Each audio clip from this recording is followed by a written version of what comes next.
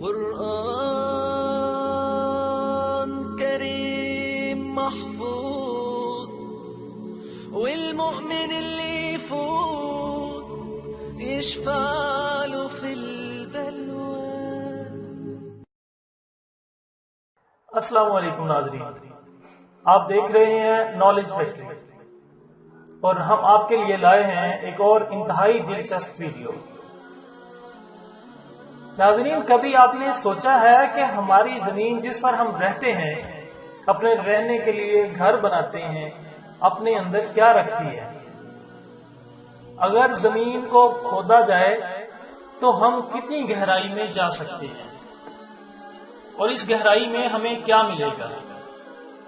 آئیں آج ان تمام سوالات کے جواب جاننے کی کوشش کرتے ہیں. زمین کی اب تک کی معلوم گہرائی روس کے جزیرہ نما پینسولا کولا میں موجود ہے. یہ پینسولا کولا جو کہ روس میں موجود ہے، جہاں ایک 5 سے 7 میل گہرا گڑھا موجود ہے. یہ گڑھا سمندر کی اب تک کی معلوم گہرائی سے بھی بہت زیادہ گہرا ہے.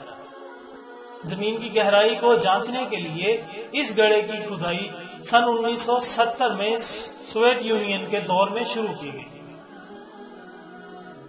اس کھدائی سے اب تک 3 اہم دریافتیں ہو چکی ہیں. وہ دریافتیں کیا ہیں؟ ایک پوری تہ غائب ہو گئی.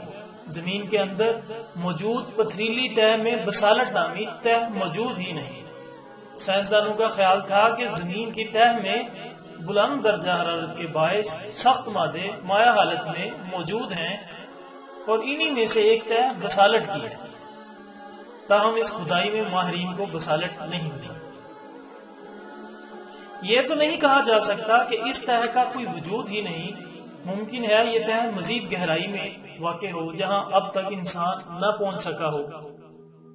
گہرائی میں پانی عموماً زمین کے اندر اوپر ہی ہوتا ہے اور تھوڑی سی کھدائی کے بعد نکل آتا ہے، جس کا ثبوت جا بجا کھدے ہوئے کنویں اور دیہی علاقوں میں نصب ہینڈ پمپس جو زمین سے پانی نکال کر زمین کے اوپر آباد افراد کی ضروریات پوری کرتے ہیں.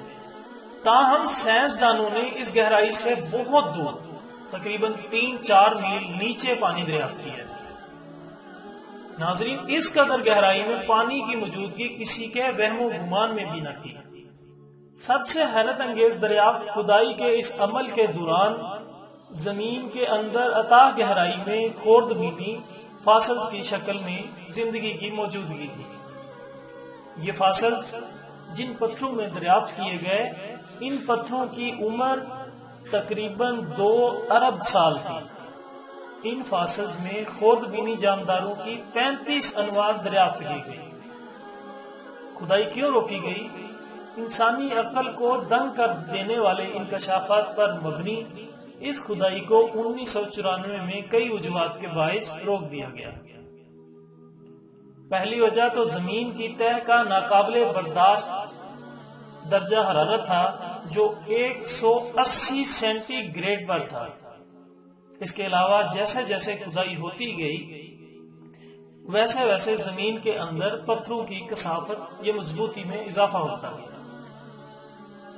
ناظرین، کھدائی کرنے والوں کا کہنا ہے کہ مزید گہرائی میں ڈرلنگ کرنا کسی پلاسٹک سے پتھر پر ڈرلنگ کرنے کے مترادف تھا.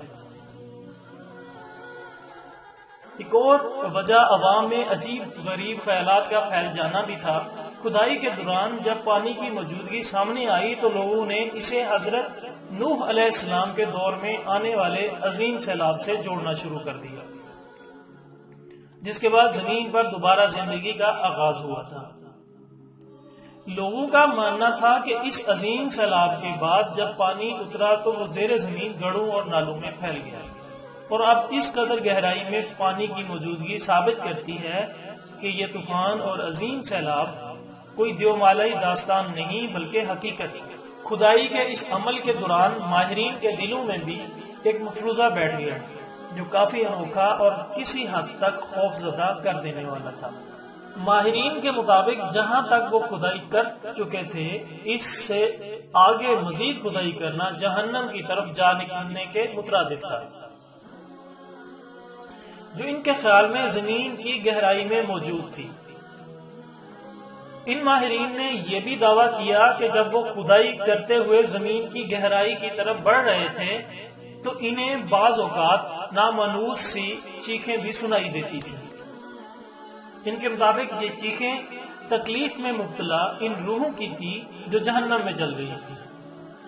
اور آخر میں آپ سب کو سب سے زیادہ خوفناک بات سے آگاہ کرتے چلے، یہ کھدائی جہاں پر ختم ہوئی وہ مقام زمین کے مرکز تک کا صرف 0.002 حصہ ہے، یعنی زمین کی لامتناہی گہرائی ابھی مزید کئی عظیم دریافتوں کی منتظر ہے۔